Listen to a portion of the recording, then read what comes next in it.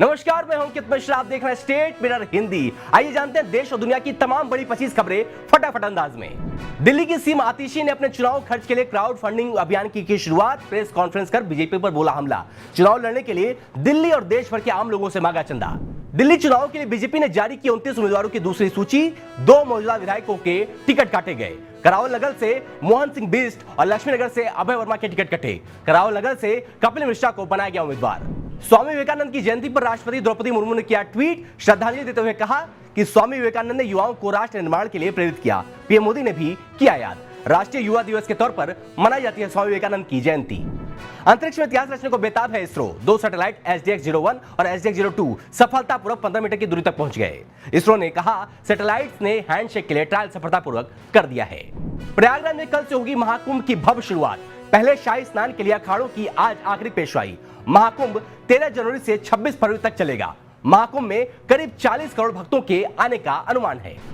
असम में HMPV virus का पहला मामला आया सामने। असम मेडिकल कॉलेज और अस्पताल के अधीक्षक ध्रुव ज्योति भुइया ने कहा संदिग्ध मरीज में थे खांसी के लक्षण, चिंता की कोई बात नहीं। दिल्ली के पूर्व सीएम और आप प्रमुख अरविंद केजरीवाल ने दी बीजेपी को खुली चुनौती। कहा बीजेपी के सीएम कैंडिडेट से डिबेट करने को तैयार। आप प्रमुख ने कहा बीजेपी दिल्ली के लिए बताए अपना विजन। इंडोनेशिया के राष्ट्रपति प्रोबोवो सुबियांतो होंगे इस साल गणतंत्र दिवस के समारोह में मुख्य अतिथि। सुबियांतो के भारत दौरा संपन्न करने के दौरान पाकिस्तान की यात्रा करने की संभावना नहीं। भारत ने जताई थी आपत्ति। दिल्ली NCR में बारिश के बाद तापमान में गिरावट। राष्ट्रीय राजधानी में शीतलहर जारी। कुछ हिस्सों में छाया कोहरा। यातायात में लोगों को हो रही परेशानी। कई ट्रेनें भी हुई लेट। दिल्ली बीजेपी ने आम आदमी पार्टी के खिलाफ एक और पोस्टर किया जारी। पोस्टर में लिखा आपदा की टोली ने दिल्ली को किया बर्बाद, अब नहीं सहेंगे, बदल कर रहेंगे। पूर्णिया सांसद पप्पू यादव ने BPSC छात्रों का किया समर्थन। 12 जनवरी को बिहार बंद का किया आह्वान। 70वीं PT परीक्षा रद्द करने की मांग कर रहे हैं छात्र। अखिलेश यादव ने कन्नौज रेलवे हादसे को महाभ्रष्टाचार और महालालच बताया। सोशल मीडिया पर कन्नौज हादसे का CCTV फुटेज पोस्ट करते हुए बीजेपी पर साधा निशाना। घायलों के परिवारों के लिए मुआवजे की मांग। उत्तर प्रदेश के शामली जिले में जमीन विवाद को लेकर 2 गुटों के बीच में झड़प। 4 लोग हुए घायल। घायलों को अस्पताल में कराया गया भर्ती।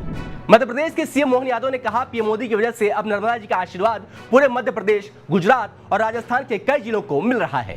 मणिपुर के चूराचांदपुर और टेंगनो गोपाल जिलों में तलाशी अभियान के दौरान IED और बड़ी मात्रा में हथियार बरामद। पुलिस ने रविवार को दी जानकारी। एक AK-56 राइफल समेत 7 आग्नेयास्त्र और 1 चीनी हथगोला भी मिला। ग्रेटर नोएडा के केमिकल फैक्ट्री में लगी भीषण आग। आग से केमिकल फैक्ट्री में बड़े बड़े धमाके। 20 से ज्यादा फायर ग्रेड की गाड़ियां मौके पर मौजूद। मुंबई के भिवंडी शहर के खंडूपाड़ा इलाके में फर्नीचर और स्क्रैप गोदाम में लगी आग। घटना में 6-7 दुकानें जलकर हुई खाक। फायर ब्रिगेड की 3 गाड़ियां मौके पर मौजूद। स्थानीय पुलिस कर रही है जांच।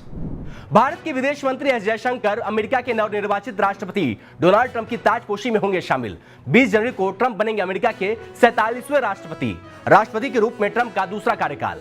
2016-2020 तक वो रह चुके हैं अमेरिका के राष्ट्रपति। बांग्लादेश की अंतरिम सरकार ने पाकिस्तानियों के लिए वीजा प्रक्रिया को बनाया आसान। पाकिस्तान में बांग्लादेश के उच्चायुक्त इकबाल हुसैन ने दी जानकारी। अब वीजा जारी करते समय पाकिस्तानी मिशन प्रमुखों के लिए ढाका से मंजूरी लेने की नहीं होगी जरूरत। पाकिस्तान में कोयला खदान ढहने से मरने वालों की संख्या हुई 11। बलूचिस्तान प्रांत के क्वेटा से लगभग 40 किलोमीटर दूर संजीदी क्षेत्र में हुआ था हादसा। फंस गए थे 12 मजदूर। आखिरी मजदूर की तलाश जारी। भारतीय क्रिकेट टीम के 2 सीनियर खिलाड़ी रोहित शर्मा और विराट कोहली लंबे समय बाद रणजी ट्रॉफी खेलने की उम्मीद। BCCI ने रिव्यू मीटिंग में ऑस्ट्रेलिया के खराब बल्लेबाजी प्रदर्शन के बाद दोनों खिलाड़ियों पर की चर्चा। चैंपियंस ट्रॉफी से पहले शाकिब अल हसन को लगा एक और झटका। अपने गेंदबाजी एक्शन के दूसरे टेस्ट में हुए फेल।